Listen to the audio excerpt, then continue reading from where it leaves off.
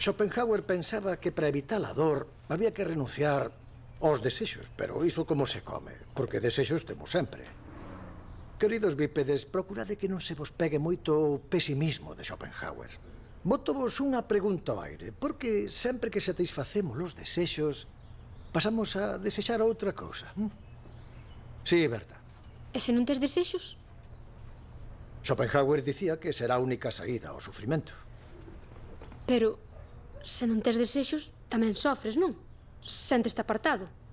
Porque o resto sorrí e sabe o que quere.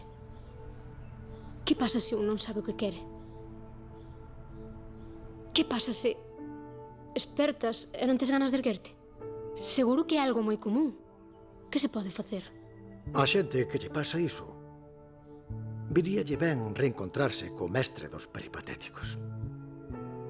Aristóteles dicía que a esperanza é o soño dos expertos.